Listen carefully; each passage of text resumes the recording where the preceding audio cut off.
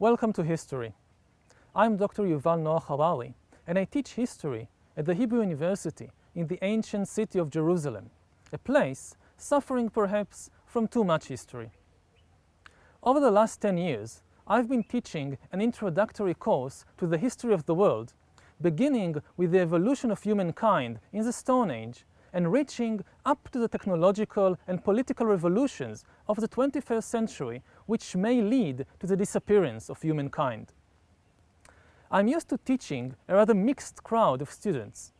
Most of my students are Israelis, but some are Palestinians, and quite a few are foreign exchange students.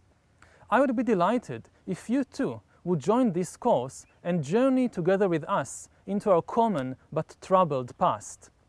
But let's begin with the present. At present, we humans basically own this planet. Think about the following facts. There are at present about 7 billion humans on the planet.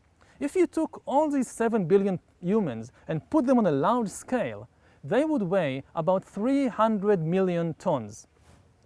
If you then took all the domesticated animals, such as pigs and cows and horses and sheep, that we humans have domesticated and enslaved for our own needs, if you took all of them together and put them on a large scale, they would weigh together 700 million tons.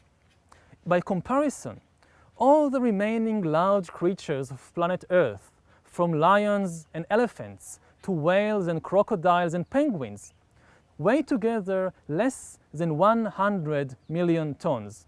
So this is why we can say with justification that we humans own this planet. This was not always so. If you travel back in time about 70,000 years, you would discover that the world contained less than 1 million humans, and their impact on their fellow animals and on the ecosystem in general was minimal, less than that of, say, jellyfish or bumblebees. So how did we reach from there to here? This will be the basic question of this course.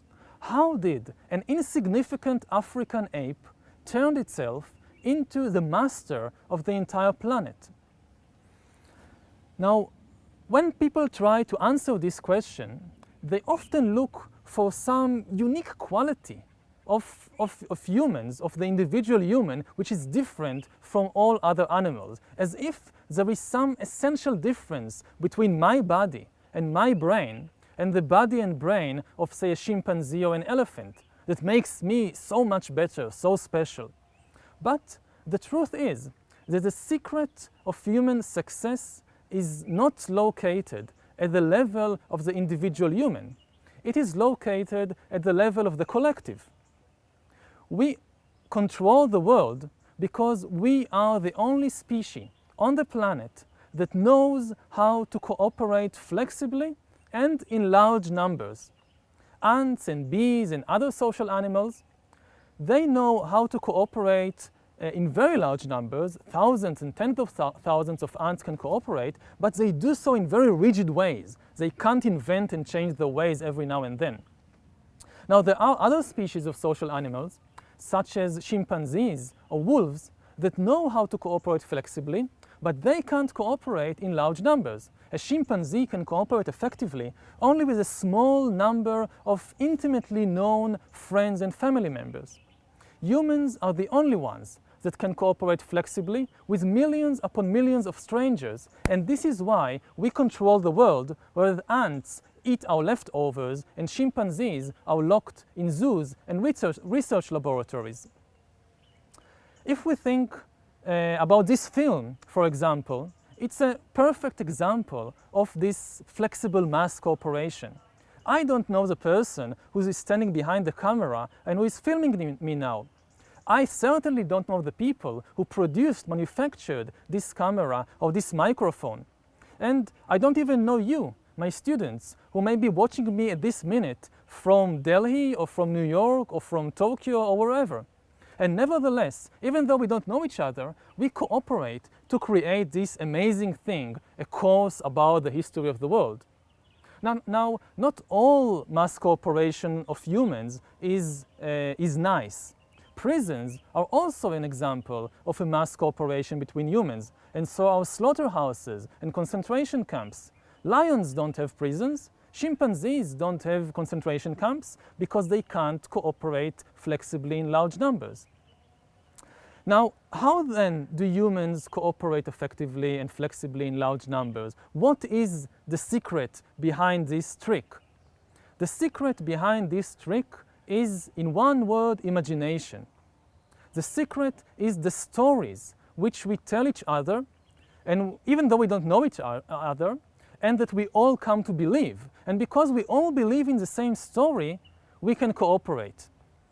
If you examine any mass cooperation network, a state, a church, a tribe, a business corporation, you will find that in its basis there are stories which people invent and tell each other about things that don't really exist. For example, stories about gods, stories about nations, stories about money, stories about human rights. The fact is that there is no such thing in the world as gods or money or human rights except in the common imagination of human beings. This piece of paper, green piece of paper, it's worth something only because you and me agree that it's worth something. This is the basis of our economy. So what we will try to do in this course is to understand how humans over thousands of years have woven together an amazing, extremely complicated network of stories about gods, about nations, about money, about human rights, about justice, about all these things that gave them dominion over the world. And we will try to understand why eventually people came to believe particular stories and not others.